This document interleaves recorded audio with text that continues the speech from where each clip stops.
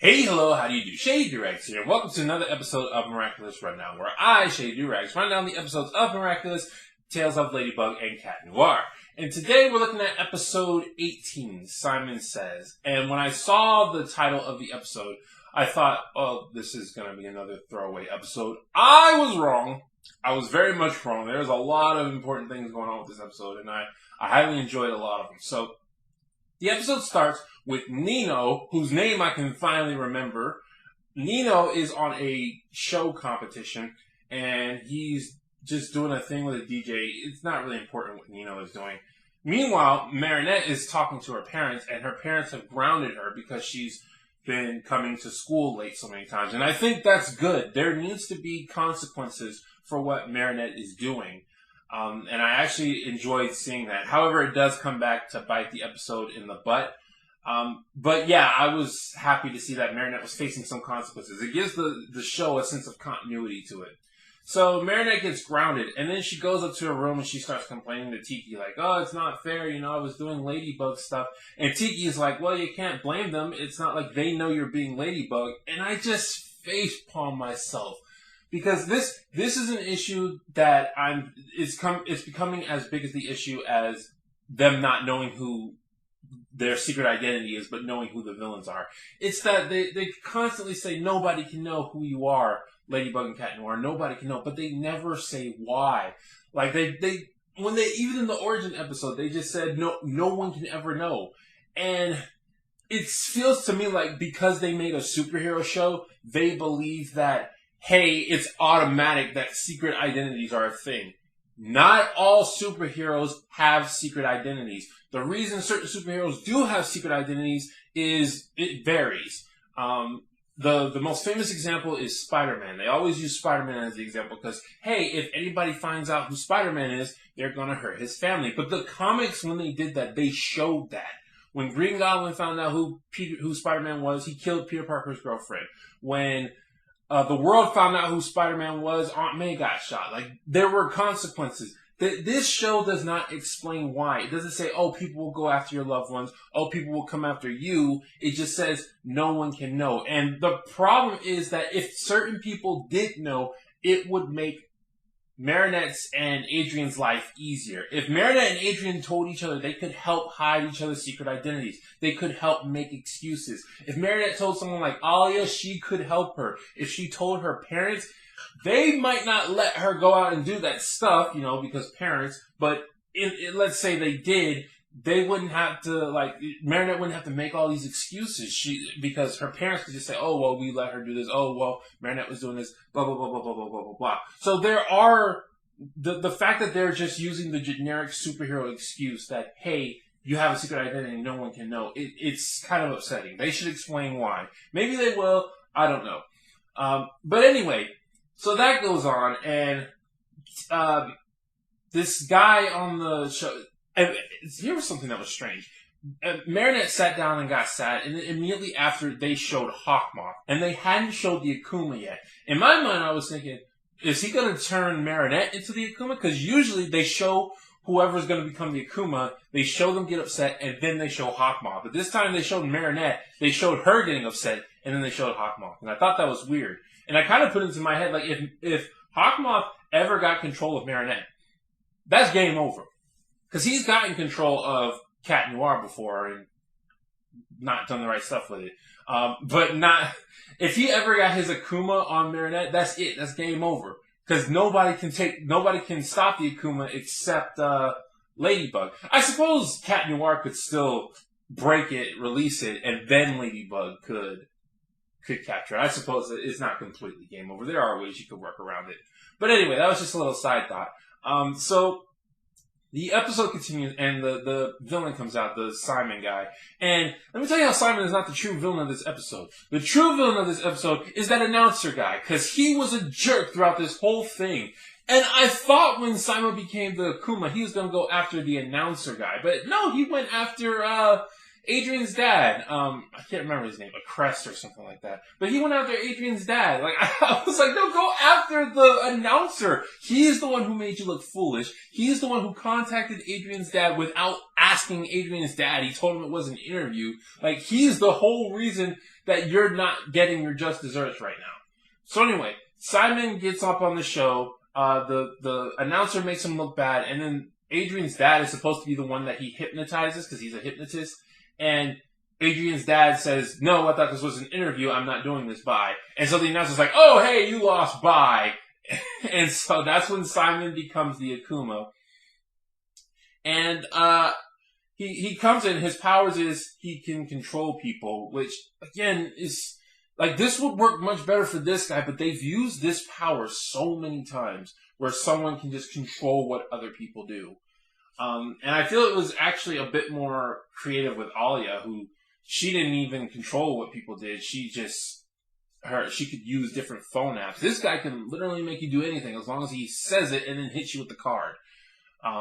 But that's not much different from what Darkblade was doing, from what the mummy guy was doing, the Pharaoh, that's his name. It's not much different. So they're getting very, very less creative. And this guy looks like a freaking 60s Batman villain. Like, which I'm fine with, but the costumes were getting more creative, or more, not creative, but more interesting with the villains. So, I guess I shouldn't say that because the last episode, the guy was just animals. He didn't even have a costume.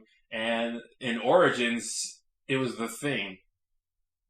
So maybe I'm kind of wrong on that aspect. But this guy, it was kind of weird. It kind of reminded me of the days of the Bubbler. But anyway, he becomes Simon, and he shouts out his goal. "I'm going to make Crest pay." I keep calling him a Crest. I hope that's his name. "I'm going to make Adrian's dad pay." And they flash back to Hawkmoth, who says, "This is risky, but I'm going to do it anyway." Now, it's pretty obvious that Hawkmoth is Adrian's dad. But if it wasn't, these are still some good clues, like, that they're hinting. They're doing a lot of hinting that Adrian's dad is Hawkmoth, and I think they're doing it right. Again, it's pretty obvious. You can tell from the very first episode. And one thing I forgot to mention when I saw Origins, well, I didn't forget to mention, is Origins was a reaction, so I didn't mention it because I didn't notice it until afterwards. But Adrian's dad was holding a locket while he was or Hawkmoth was holding a locket, because we don't know if it's Adrian's dad or not. Hawkmoth was holding a locket, and it had a blonde woman on there. And they showed a picture of Adrian's mom in that same episode. And that was the first time they showed Adrian's mom, but they did not acknowledge her in that episode. In this episode, they acknowledge her a lot. And I kind of would have liked if they had waited to the season finale to acknowledge her. But the season finale might not be about a Hawkmoth or Adrian's mom or whatever. So they were going to have to actually acknowledge her eventually. But I just like when they put things on screen and you're just supposed to notice them, rather than them saying, "Hey, this is that thing," which they did this time around. So Adrian's dad gets targeted. Ladybug comes onto the scene, and Tiki is just like, "Hey, we have to fool your parents." It keeps coming back, and they never explain it. So I can't stand when that happens, when there's a problem with the episode and it just keeps coming back and they keep putting it in your face. Tiki's just like, "We have to fool your parents, make them think you're still here." And this is a problem that Marinette does not get in trouble for sneaking out. And as I was saying at the beginning, I like that she's getting consequences for her actions. For them to do this and then have her not get any consequences, that's pretty upsetting. So Ladybug goes to the studio, and Adrian is there. He turns into Cat Noir, they do stuff. And then Nino's like, "Hey, I gotta find my pal Adrian." Adrian, throughout this episode, has to switch back between Cat Noir and Adrian. And I like that he was doing a good job of it. Like, he was finding really, I don't want to say too inventive, but he was doing his job well. And I liked seeing Adrian and Ladybug interact with each other. There are times, because they are both infatuated with each other, and they become not themselves. Like, it's interesting to me. Whereas when Ladybug and Cat Noir are interacting, it's just Cat Noir swooning over Ladybug, and then when Marinette and Adrian are interacting, it's just Marinette swooning over Adrian. I like them kind of swooning over each other. It makes for good comedy, and makes for good, hey, I have to make something up to explain why I'm doing this, which Marinette is really bad at. Adrian was better at it. And that's kind of making me ship them now. I'm not there yet, but it's getting there. You know, it's kind of adorable seeing them interact with each other when they're Adrian and Ladybug. So they go to Adrian's house with, and Adrian's dad's there, and Adrian gets a bit of character development, like, oh, my dad never listens to me. Then he turns into Cat Noir and just starts giving his dad orders.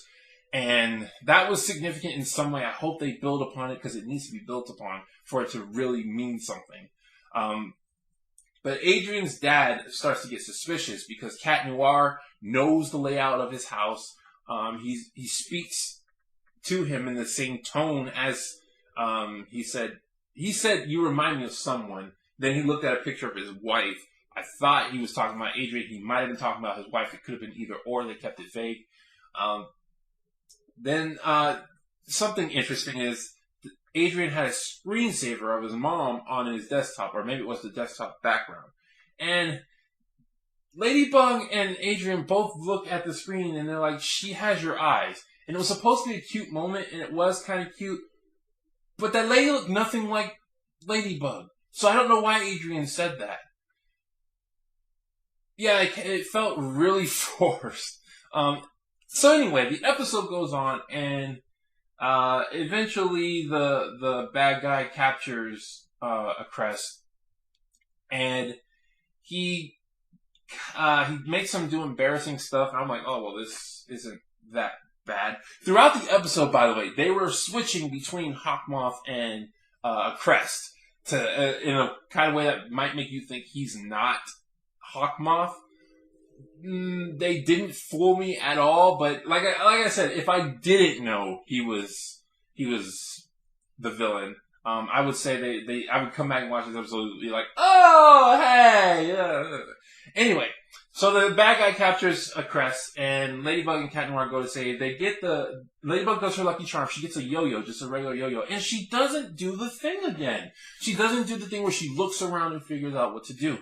And, you know, it's not necessary, but they've been doing it like every episode so far. I don't know why this time and the last time, they just decide not to do that. To have her not figure it out. They just have her instinctively use it. So, what happens is Simon says, he tells Adrian's dad to take off. Basically, he's got to jump off the roof. And Cat Noir tries to go to save him. Ladybug stops him and says, no, we have to stop the villain. If we stop the villain, it'll save your dad. We won't have another chance to do this. No. No. The villain specifically is after you too. He will try to get you again. You need to contain Adrian's dad first. The man is about to jump off a building. Do that first. You know, the show, it tries to make Marinette the plan girl, the level-headed girl, while Cat Noir is supposed to be the action guy, the go, do, now. But that did not work. Adrian's dad should have been priority. That man Simon says, is after you too. He has already captured a crest. He's not going to go after him again. You just put him in a closet and he'll be safe. That really upset me. Because it's supposed to be Ladybug who's the level-headed one. And that didn't go against it. That didn't go against it. That didn't work. That did not work. So they do the thing. She uses the lucky charm because her actual yo-yo becomes ineffective because of some shenanigans. And they save the day, you know, like they do. And they go to Adrian's dad and as Cat Noir and Ladybug, and Ladybug says, Cat Noir, your ring! And Adrian's dad just stares at it, you know, looking at it, because he's Hawkmoth, he wants the ring. And I think that's kind of Adrian's dad, whoever he was at the time. He was a crest. I think that's kind of his realization, like, oh yeah, these guys are human. That's right. They're like me. They transform into normal people. Then we go back to Adrian's house, and we see a crest. He goes up to Adrian, and he hugs him.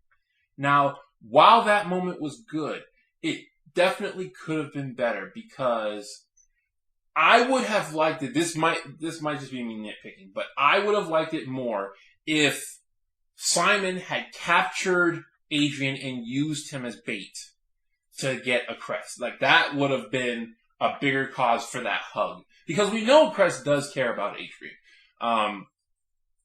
But Adrian was never in any real danger in this episode.